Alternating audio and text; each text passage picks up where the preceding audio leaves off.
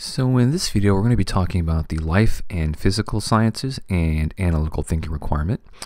And in order to fulfill this requirement for graduation, you have to complete between 9 and 10 credits of life and physical sciences and analytical thinking.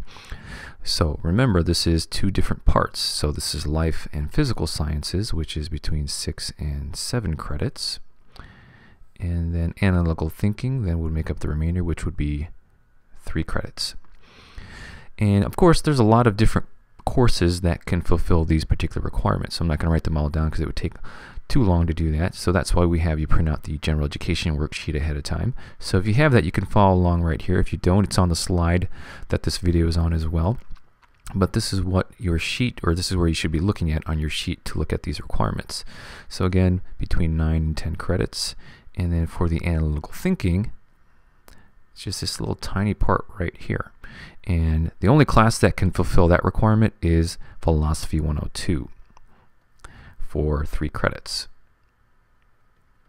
But for the sciences, life and physical sciences, you actually have a lot more options right here.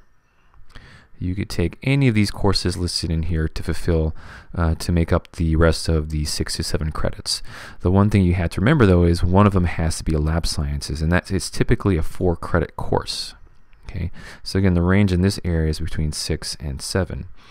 And the way that works out is that if you do a 4-credit lab plus a 3-credit non-lab, that's how you would get the 7 credits over here. Now, sometimes people transfer in credits from other schools. That's why we have this 6 and 7 range of courses or credits here. So sometimes people will take a lab science at another school, and that school will give you 3 credits of lab instead of 4, which is fine. So we'll accept a 3-credit lab and count that towards your life and physical sciences requirement. You just need to make sure you do a 3-credit non-lab to fulfill the rest of the requirement. So that's why there's a different range of course credits here for the life and physical sciences. Again, just make a note of which classes you might be interested in taking, and of course you can always look them up in MyUNLV.